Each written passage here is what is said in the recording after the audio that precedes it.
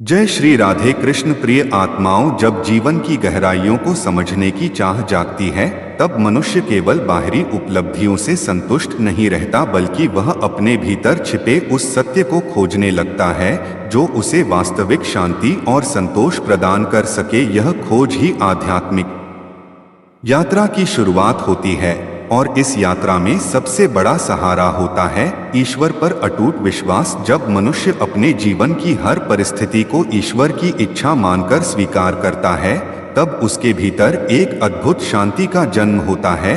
वह शिकायत करना छोड़ देता है और हर अनुभव को एक सीख के रूप में देखने लगता है।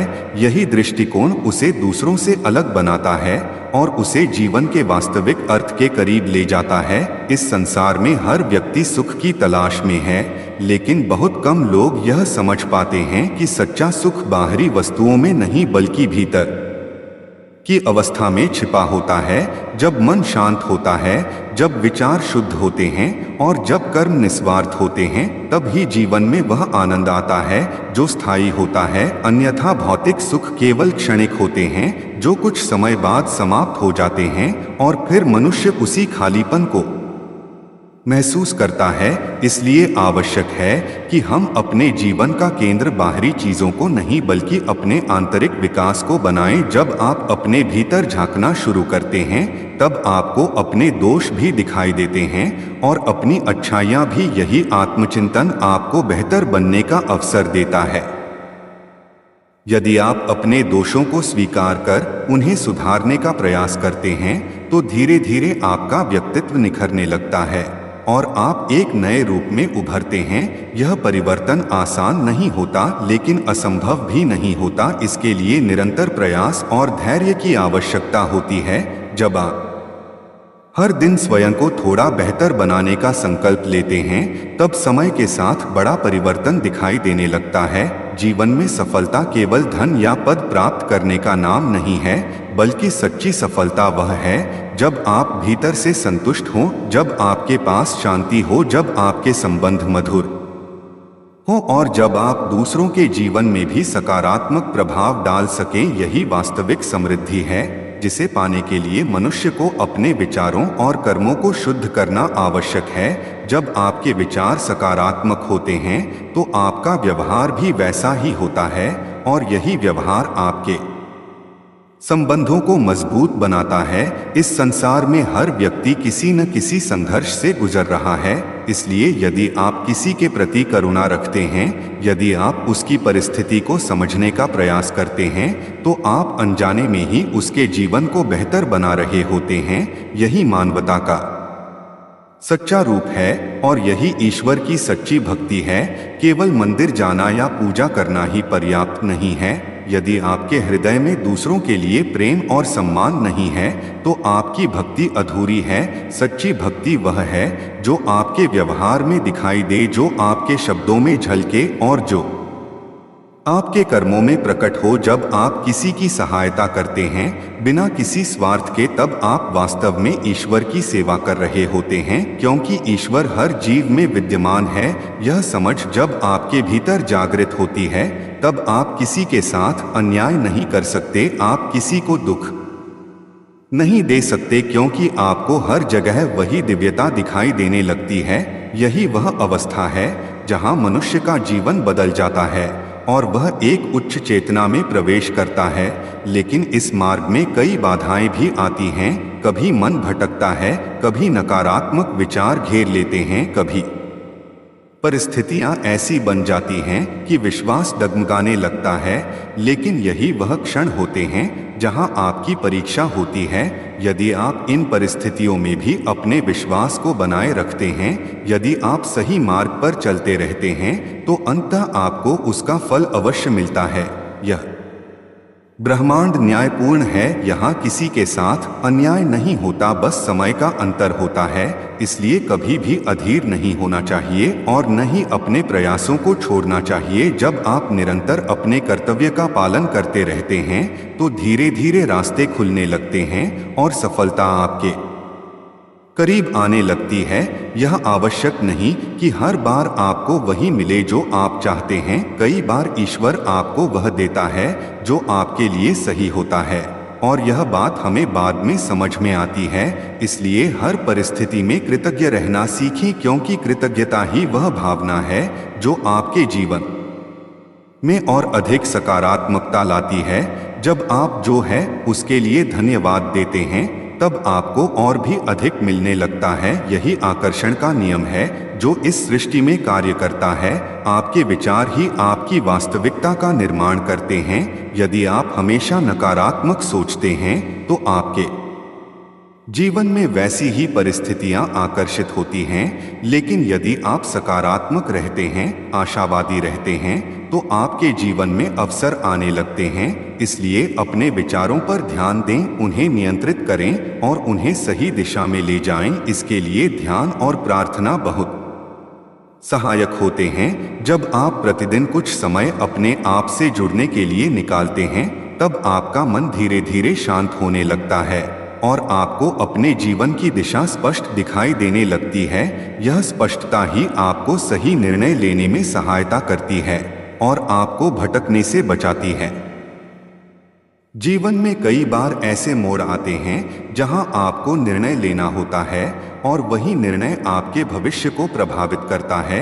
यदि आपका मन स्थिर है, यदि आपका विवेक जागृत है, तो आप सही निर्णय ले सकते हैं। इसलिए अपने भीतर इस स्थिरता को विकसित करना बहुत आवश्यक है।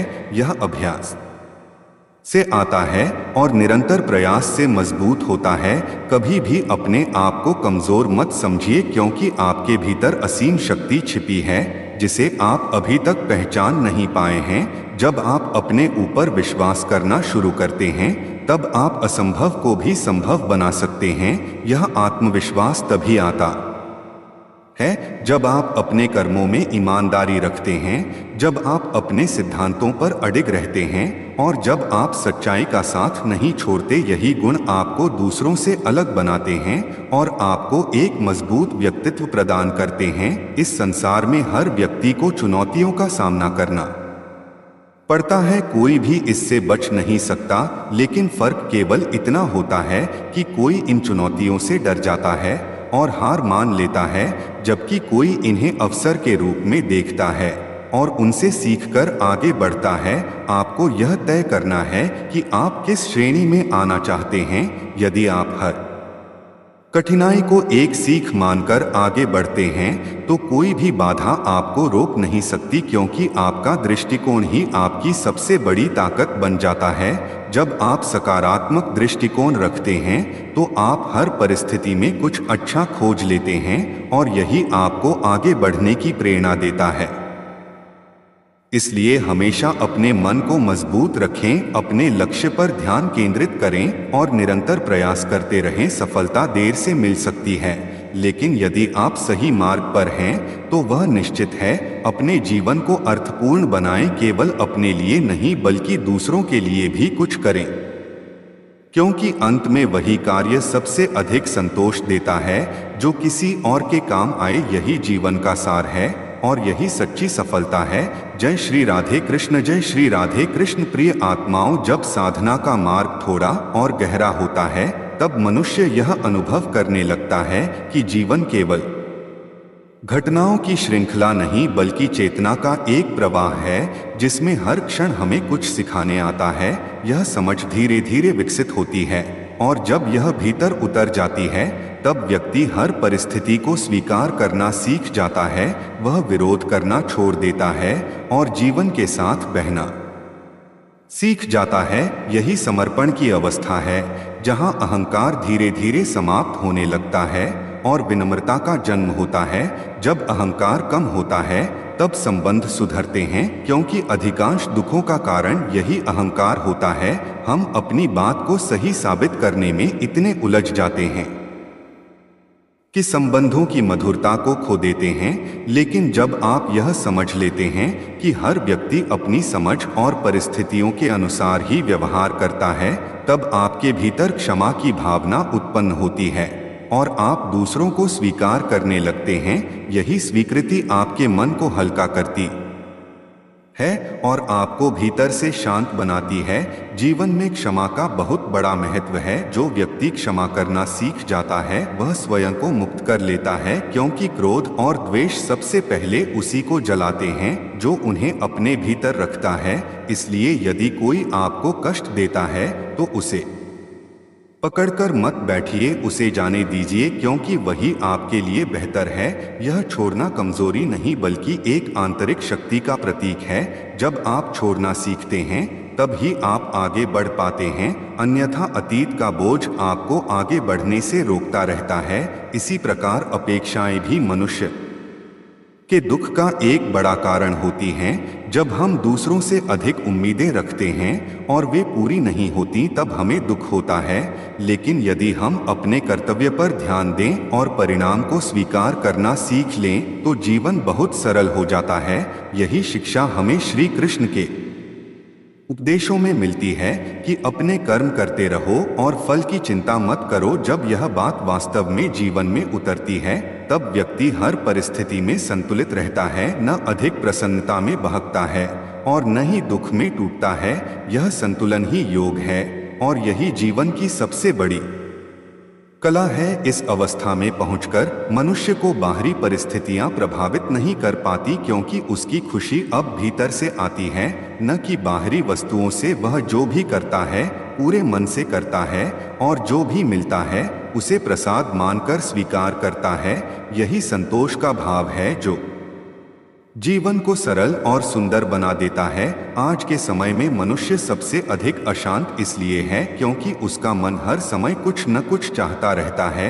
एक इच्छा पूरी होती है तो दूसरी जन्म ले लेती है और यह क्रम चलता रहता है। इस अंतहीन दौड़ में मनुष्य थक जाता है, लेकिन उसे शांति नहीं मिलती। इसलिए आवश्यक है कि हम अपनी इच्छाओं को समझें, उन्हें नियंत्रित करें और यह जानें कि वास्तव में हमें क्या चाहिए। जब यह स्पष्टता आती है तब जीवन में अनावश्यक भागदौड़ कम हो जाती है और हम अधिक केंद्रित होकर अपने लक्ष्य की ओर बढ़ते हैं। यह भी समझना जरूरी है कि हर व्यक्ति का मार्ग अलग होता है।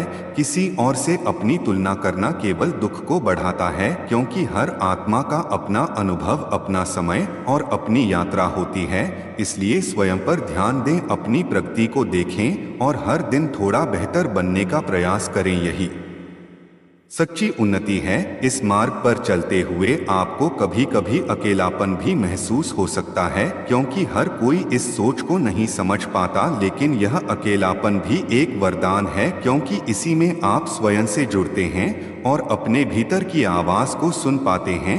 यही आंतरिक मार्गदर्शन आपको सही दिशा देता है। जब आप अपने भीतर की आवाज पर विश्वास करना सीख लेते हैं तब बाहरी शोर आपको विचलित नहीं कर पाता। यह विश्वास धीरे धीरे मजबूत होता है और आपके निर्णयों में स्पष्टता लाता है। जीवन में सबसे महत्वपूर्ण बात यह है कि आप अपने सत्य के साथ खड़े रहें, चाहे परिस्थितियां कैसी भी क्यों न हो। यदि आपका मन कहता है कि आप सही हैं तो उस पर विश्वास रखें, लेकिन साथ ही विनम्रता भी बनाए रखें, क्योंकि सीखने की प्रक्रिया कभी समाप्त नहीं होती। हर व्यक्ति, हर परिस्थिति हमें कुछ न कुछ सिखाने आती है। इसलिए हमेशा खुले मन से जीवन को स्वीकार करें। जब आप सीखना बंद कर देते हैं तब आपका विकास रुक जाता है, लेकिन जब आप हर अनुभव को एक शिक्षक मानते हैं तब आप निरंतर आगे बढ़ते रहते हैं। यही विकास आपको एक बेहतर इंसान बनाता है और यही आपको उस शांति के करीब ले जाता है जिसकी तलाश हर व्यक्ति को होती है। अंततः यही कहा जा सकता है कि जीवन का उद्देश्य केवल जीना